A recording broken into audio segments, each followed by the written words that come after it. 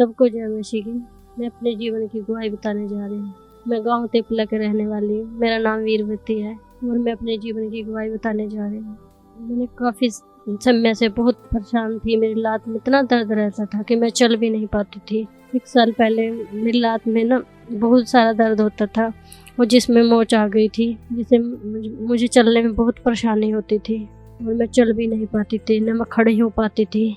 कई बार मैं लेट भी नहीं पाती थी। इतनी परेशानी मुझे होती थी। जब भी मैं डॉक्टर से दवाई लेने जाती थी तो मेरे को टीके लगाते थे। फिर डॉक्टर ने जवाब दे दिया कि आप बड़े हॉस्पिटल में दिखाओ। तो मैंने बड़े हॉस्पिटल में दिखाए, टेस्ट वगैरह हुए, एक्सरे वगैरह हुए। जैसे मेरे गांव में लोकल डॉक्टर है, मैं उसके पास भी जाती रही। उसने मेरे को 5-6 इंजेक्शन लगाए और बहुत सारी दवाइयाँ दी। 2-3 हज़ार रुपए की दवाई देते थे वो। डॉक्टर पे जाती रही और उसने बोला कि अब मेरे बस का ये रोग नहीं रहा और आप बड़े हॉस्पिटल में दिखाओ। तो मैं बड़े हॉस्पिटल में दिखाए गई। तो पहले तो उन्होंने भी ऐसे ही दवाई दे दी कि आप इससे आराम पड़ जाएगा। फिर जब नहीं आराम पड़ा तो डॉक्टर ने फिर इनके टेस्ट किए और टेस्ट करने के बाद फिर डॉक्टर ने बोला कि आपको इस दवाई से आराम पड़ जाएगा।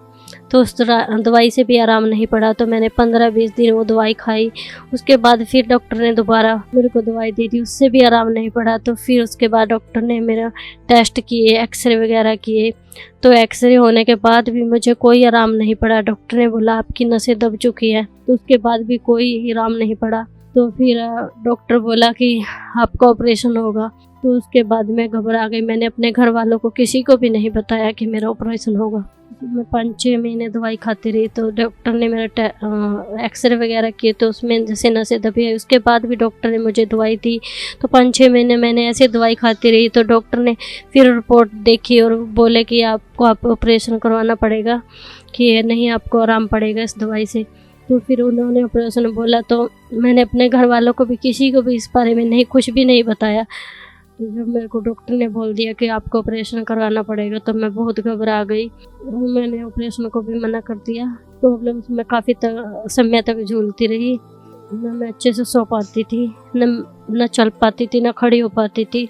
मैं कोई घर का कोई काम भी नहीं कर पाती थी। छोटी सी काफ़ी परेशान हो चुकी थी इस प्रॉब्लम से।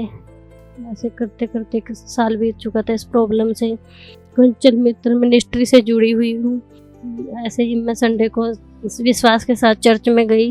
जैसे मम्मा घोषणा कर रहे थे कि आपके जहाँ जहाँ भी दर्द है और आपके पैरों की जकड़न जा रही है, तो उसी समय मुझे बहुत ज़्यादा ज़ोर से ऐसा झटका लगा और मेरे पैरों की जकड़न भी चली गई। और मैं उस समय अपना हाथ रखो जहाँ भी आपको पेन है। मैं कमांड करती हूँ ये परमेश्वर की चंगाई की सामर्थ आपको छुए यीशु मसीह के नाम से। इसी समय आपका हर दर्द आपकी बॉडी से जाए यीशु मसीह के नाम से। जो नहीं कर सकते करके देखो अभी अभी अभी। जो चल नहीं सकते इसी समय अपनी व्हील चेयरों से खड़े हो जाओ यीशु मसीह के नाम से। मैंने विश्वास किया से ग्रहण किया कि ये वर्ड मेरे लिए है।